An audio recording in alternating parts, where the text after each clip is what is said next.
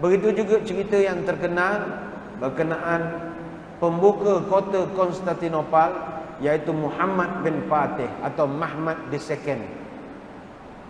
Ketika Nabi pernah memberikan gambaran semasa perang Khandaq, la tuftahannal Konstantiniyatu fala ni'mal amiru amiruha wala ni'mal jaishu dzalika jaish. Akan terbukalah pintu gerbang kota Konstantinopel. Rajanya adalah raja atau generalnya general yang terbaik, dan tenteranya adalah tentera yang terbaik. Ketika para sahabat mendengar Nabi mengucapkan kata-kata ini, berbondong-bondong sahabat cuba untuk memecahkan tembok Konstantinopel, ataupun hari ini kita kenal dengan Istanbul. Dia Konstantinopel ni atau Istanbul ni di Turki. Kata Napoleon Bonaparte, kalaulah dunia ni sebuah negara, maka Konstantinopel layak jadi ibu negara dunia. Bagi tuan-tuan yang pernah ke Istanbul, perasan cantik Istanbul ini. Dia negeri atau bandar yang dikelilingi oleh Selat Bosphorus, ada pantai Marmara, ada Golden Horn. Dia begitu cantik sekali, sebab dia duduk sempadan dua benua, Eropah dan juga Asia.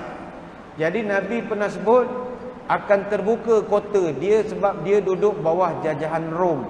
Kerajaan Rom ni kerajaan kuat, mustahil nak dijajah. Tapi bila Nabi sebut, sahabat kata takkan Nabi bohong. Maka berusahalah mereka nak pergi, tak dapat. Sayyidina Ali pernah pergi tahun 34 Hijrah, tak berjaya. Muawiyah bin Abi Sufyan cuba tahun 84 Hijrah. Antara tentera yang pergi Abu Ayyub Al-Ansari radhiyallahu anhu, orang yang Nabi menumpang tidur ketika hijrah. Rumah dia, Abu Ayyub ni pergi perang dan dia mati di Istanbul. Kuburnya masih ada di sana.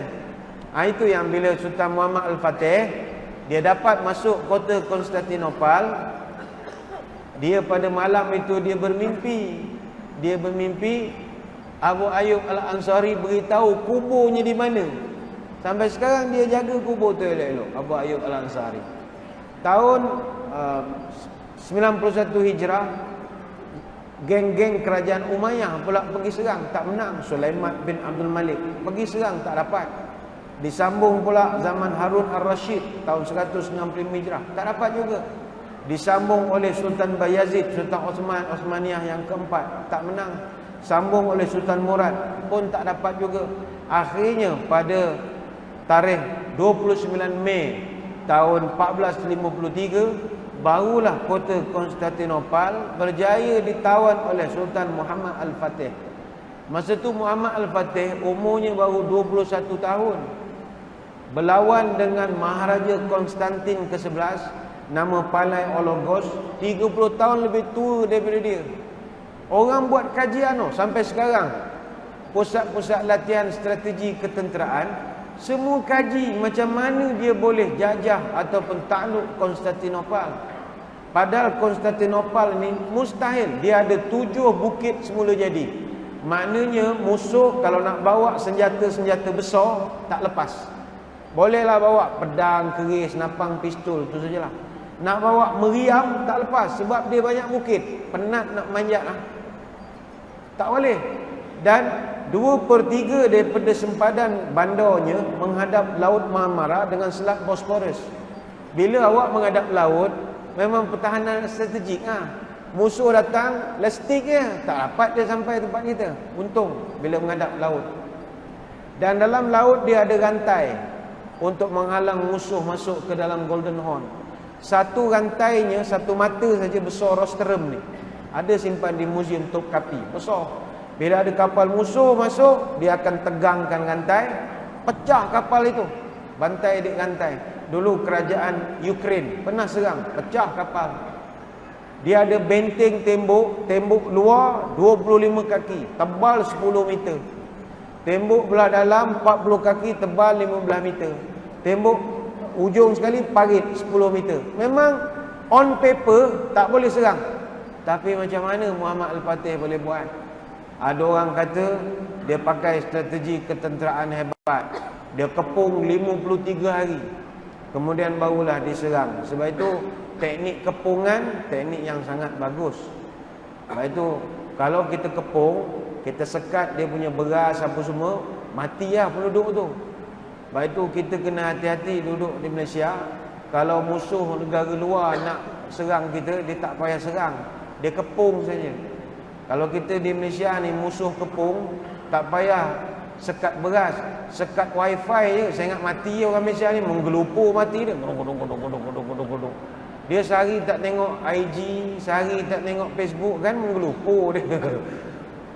WhatsApp dia ni pun tazkirah tak habis-habis, dia dah mandang telefon dah. Bila nak habis, bila nak habis, 5 minit lagi habis. Kerja suku berhenti dah. Dah ke bulu dah ni. Kerok-kerak ke bulu. Siapa lah nak habis dah. Tapi sebenarnya ialah kita tak nafi strategi ketenteraan tu ada. Dia bawa kapal saja 126 kapal. Anggota tentera dia saja hampir 1 juta dia bawa. Land and Naval Forces. Askar berkuda saja 1,500.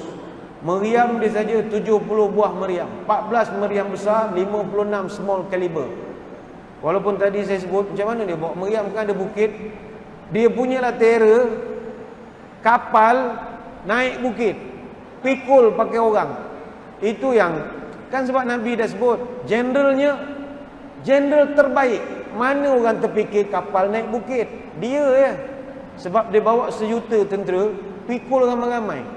Bawa meriam tu pada kapal, pikul kapal. Yang itu yang unit semboyan Rom tu tengah teropong. Bos, tentera musuh sampai. Kapal dah berlabuh. Okey, kita tunggu. Teropong lagi. Alamak bos, kapal naik bukit dah. Kau biar betul. Ya, kapal naik bukit. Punyalah terror ni. Muhammad Al-Fatih. Kapal dia parking atas bukit, dia tembak pada atas pakai meriam basilika. Meriam basilika ni meriam terbaik. Beratnya saja 1,400 pound, hampir 640 kilo. Meriam saja. Tinggi 8 meter, peluru dia saja 200 kilo sebutir. Sekali dia tembak boleh capai 1.6 kilometer. Zaman itu ke terror lah. Zaman sekarang mana batu pahat boleh tembak negara luar, punyalah terror lah kita punya meriam. Dia punya bunyi boleh dengar sampai 20 kilometer. Meriam basilika. Dia bawa 14 biji. Dan ada pula cerita sedap.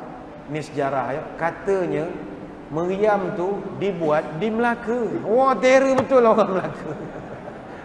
Meriam tu buat di Melaka. Sebab itu dia meriam basilika. Ka tu saya ingat Melaka lah. Ka tu Melaka. Masa tu, zaman tu Sultan Melaka diperintah oleh Sultan Mansur Shah, Ibni Al-Marum Sultan Muzaffar Shah, Sultan Melaka yang ke-6.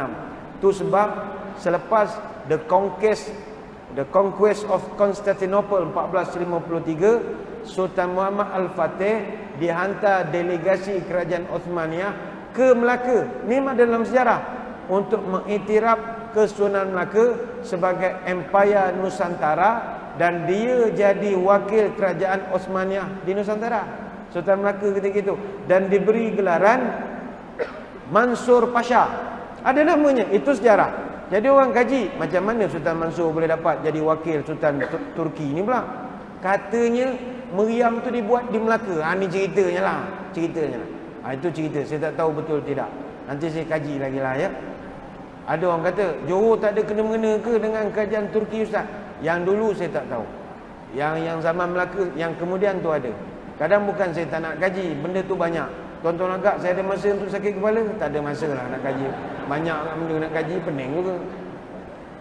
Banyak nak benda kaji, pening juga. Kita terima orang kata, okeylah, dia hebat sebab tentera. Tak, kata para ulama, dia boleh jajah balik Konstantinopel tu sebab dia seorang yang tak pernah miss main subuh berjemaah.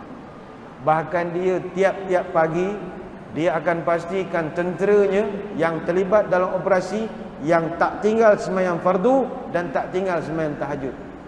Siapa yang hari itu miss main tahajud, kau dikecualikan. Duduk dapur kan, bawa dapur Medan, kau masak lah kerja kau. Kau sembahyang sunat, jom kita pergi. Itu dia dapat kejayaan.